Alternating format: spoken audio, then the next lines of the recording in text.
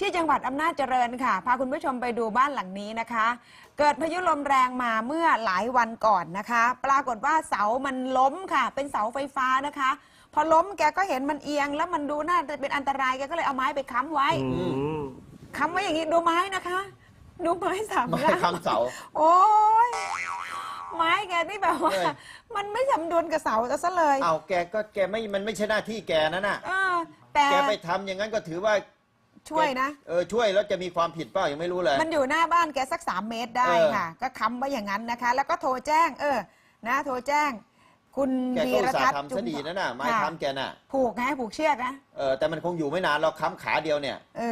เพราะ แก ว่า ก็รู้แหละว่ามันอันตราย แต่แกก็ไม่รู้จะทำยังไง เพราะว่าเสาเนี่ยมันเอียงทำให้มันเสาไฟสายเส้นไฟฟ้ามันตึง มันตึงเกือบจะขาดอยู่แล้ว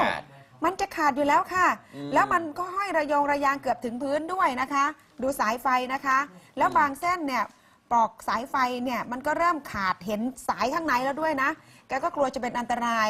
ก็เลยโทรแจ้งไปที่เจ้าหน้าที่การไฟฟ้านะคะ เฮ้ยไม่ใช่ชาวบ้านค้ำนะคุณรัชนีเป็นเจ้าหน้าที่เอาไปค้ำนะเนี่ย เจ้าหน้าที่ทำให้หรอ อ๋อ เรื่องคือเจ้าหน้าที่เอาไปค้ำนะ เอา แล้วชาวบ้านเขาก็เลยเฮ้ยทำไมไม่มาปักให้มันตรงๆเอาแน่นๆทำไมเอาไม้มาค้ำอย่างเงี้ยแล้วมันก็จะล้มมาเด้ เหรอแล้วทำไงอ่ะมันผ่านมาเป็นเดือนแล้วอ่ะ ก็นั่นแหละชาวบ้านก็ตื่นเช้าขึ้นมาก็มานั่งลุ้นตลอดอย่าไม้ค้ำมึงจะล้มไหมวะลมจะมาไหมเนี่ยอะไรอย่างเงี้ย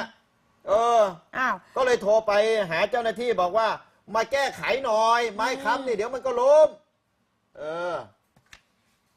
เอาเจ้าหน้าที่ไปแก้ไขนะฮะอุ้ยอันตรายมากมันอยู่หลังโรงเรียนอำนาจเจริญตำบลบุงอำเภอเมืองจังหวัดอำนาจเจริญนี่เอง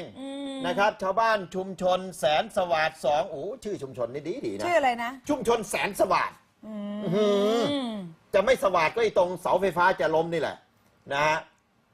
เขาร้องมาว่าไปแก้ไขเขาหน่อยเอาไม้ค้ำอย่างเดียวไม่ไหวหรอกเนี่ยนะฮะ